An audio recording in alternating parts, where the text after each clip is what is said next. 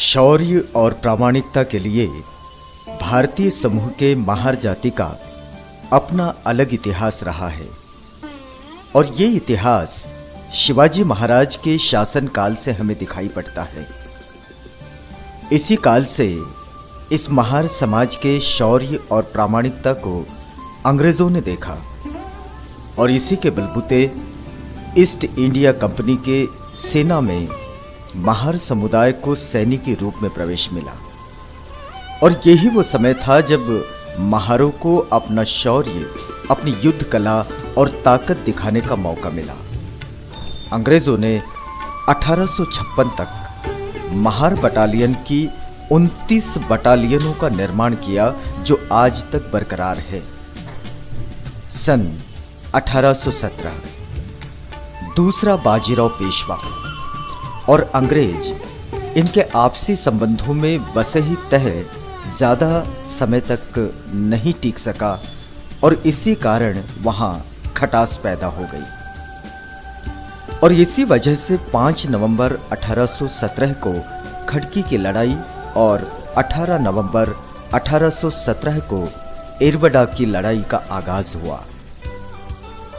इन दोनों लड़ाइयों में पेशवाओं को भारी हार का सामना करना पड़ा और वहां से पलायन भी करना पड़ा। दूसरा बाजीराव पेशवा और अंग्रेज इनके आपसी संबंध बहुत देर तक नहीं टिक पाए और दोनों के दिल में बढ़ रही वैमनस्यता की चिंगारियों को आग में तब्दील होने में जरा भी समय न लगा। इसकी परिणति जंग में हुई। 1817 के नवंबर में जब पेशवाओं ने अंग्रेजों की पुनः स्थित छावनी पर हल्ला बोल दिया तो अंग्रेजों के कर्नल बर्र ने छावनी बचाने के लिए बहुत कठोर परिश्रम किए,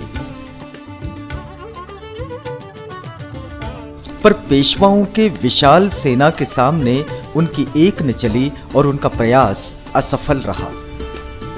इसी बीच शूर महारों को पेशवाओं ने आमंत्रित किया कि वे अंग्रेजों के खिलाफ पेशवाओं का साथ दे। महारों के प्रधान सिद्धनाथ को पेशवाओं ने बुलावा भेजा। जाओ, उस अछूत सिद्धनाथ को संदेशा भेजो, कहो कि पेशवा ने उन्हें याद किया है। जाओ। जी पंत, अभी जाता हूं। हाँ, यह अछूत महार सेना में आ गए हैं। अंग्रेजों ने इनके हाथों में तलवारें और बंदूकें थमा दी, लेकिन हमने भी इनके मुंह को मटका और कमर के पिछवाड़ों पर झाड़ू बांध दिया है। श्रीमंत पेशवा की जय हो। सिद्धनाथ आया है।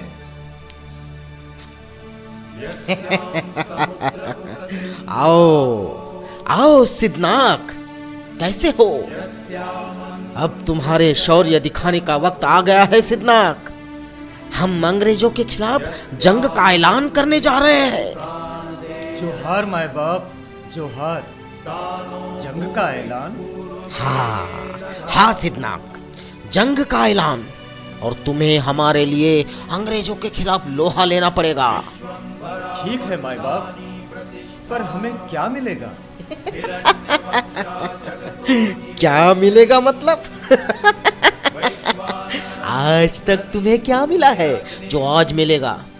तुम अंग्रेजों से लड़कर उनको हमारे लिए यहाँ से खदेड़ भी दोगे, फिर भी मैं पेशवा तुम्हें सुई की नोक जितनी भूमि भी नहीं दूंगा।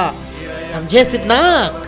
समझ गया माय बाप, पर हमें भूमि जमीन जायदाद नहीं चाहिए। तो बोलो सिद्धनाथ, तुम्हें क्या चाहिए? माय बाप, हम अंग्रेजों को खदेड़ देंगे, पर क्या हमारे गले में लटक रहा ये मटका, कमर पर लटक रहा ये झाड़ू, इससे छुटकारा मिल सकता है? मूर्ख महार, यह कैसे हो सकता है? धर्म को बदलता है। मनुस्मृति में लिखा है, इसका पालन तो तुम्हें करना ही होगा और हमारा आदेश भी मानना पड़ेगा। समझे शूद्र? माय बाप, ये बात है तो मैं आपका आदेश नहीं मानूंगा।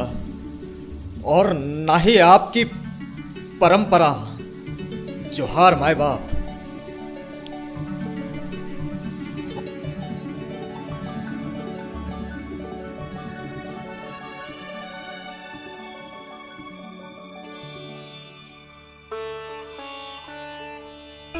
जोहार करके सिद्धनाक पेशवा दरबार से हताश होकर वापस लौट गया।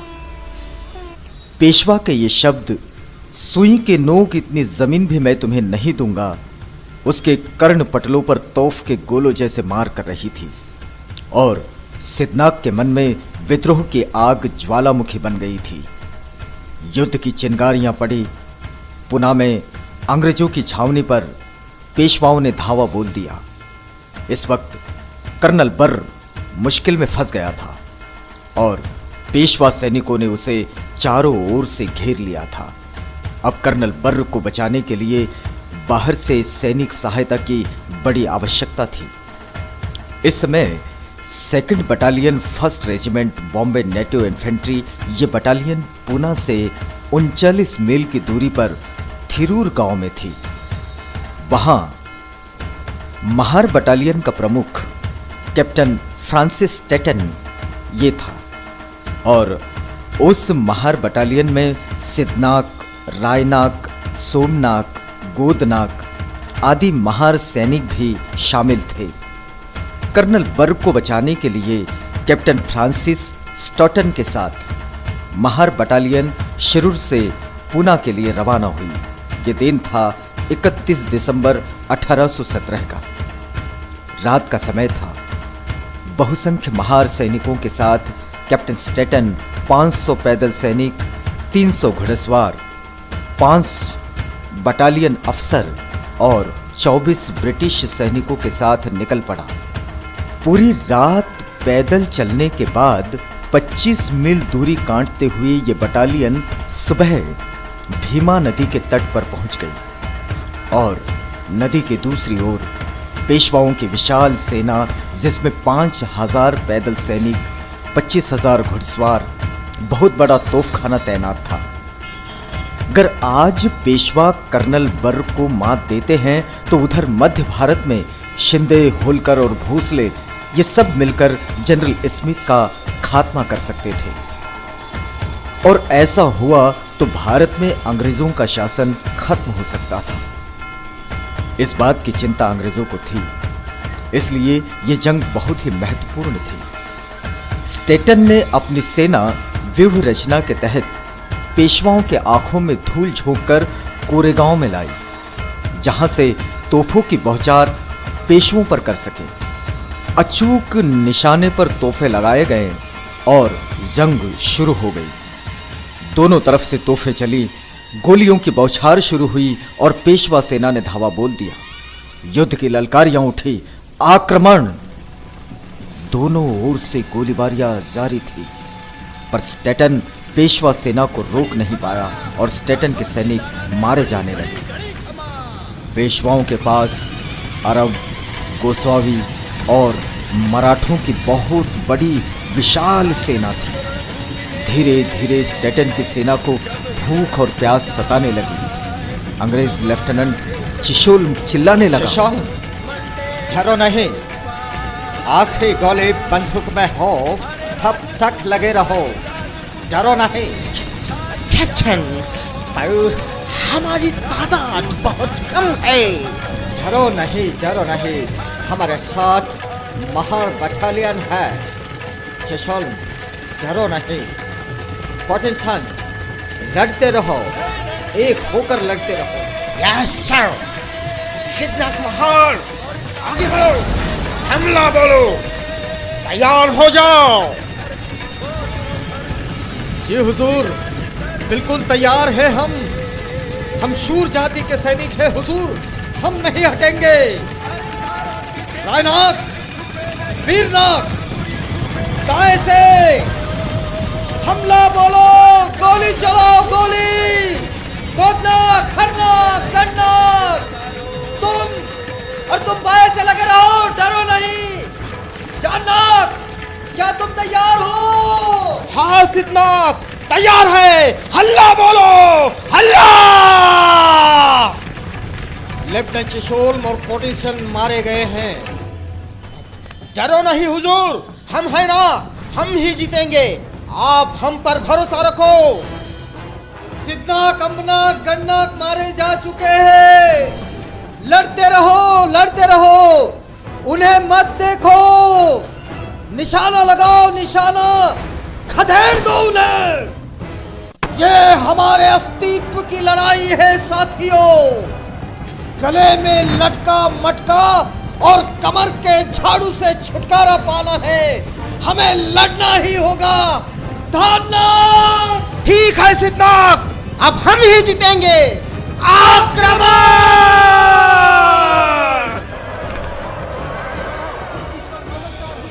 चारों ओर गोलियां चलने लगी, तोहफे बरसने लगी।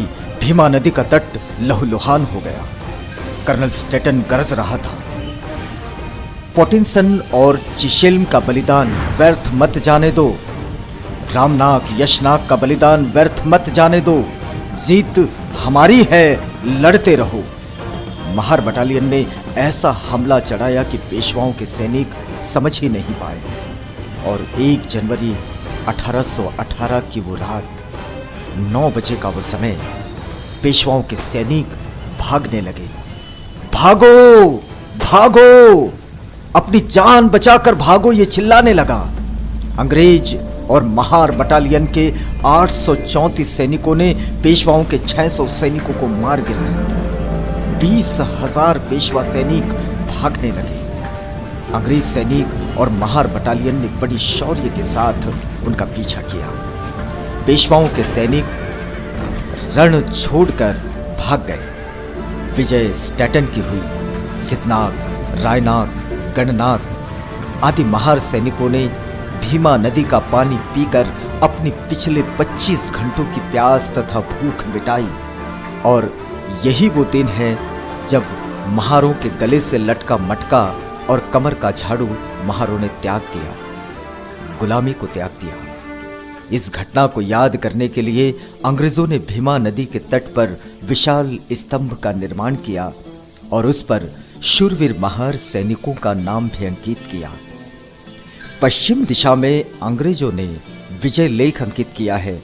वो इस प्रकार है: this column is erected to commemorate the defense of Corrigan by detachment commandment by Captain Stanton of the Bombay establishment, which was surrounded on the 1st of January 1818 by the Peshwa's whole army under his personal command, and withstood throughout the day a series of the most obstinate and staggery assault of these base troops.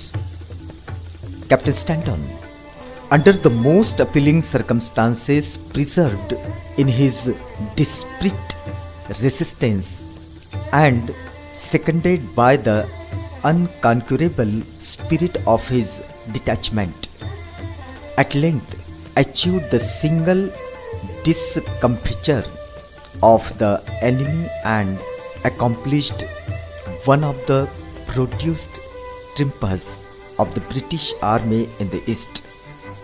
To perpetuate the memory of brave troops of whose heroic firements and devotion it was the glory of the day, the British government has directed the name of their corps, the killed and wounded, to be inscribed on this monument. Bhima नदी के तट पर आकाश को छूता हुआ विजय गाथा गाने वाला ये 75 फीट ऊंचा विजय स्तंभ आज भी गौरव के साथ स्थिरता से खड़ा है। यहीं से पहली गोली चली थी। इस विजय स्तंभ का नाम महार स्तंभ था, जिसे बाद में बदलकर विजय स्तंभ कर दिया गया। और महार रेजिमेंट के निर्माण के बाद 1941 से 1946 तक इस विजय स्तंभ की प्रतिकृति कैम्ब्रिज पर गौरवान्वित थी। हम आज स्मरण करते हैं हमारे उन वीर योद्धाओं का और उन्हें सम्मान देते हैं। बाबा साहब डॉक्टर भीमराव रामजी अंबेडकर 1 जनवरी को स्वयं भीमा कोरेगांव जाकर आदरांजलि अर्पित करते थे। यही हमारा इतिहास, हमारा विजय स्तंभ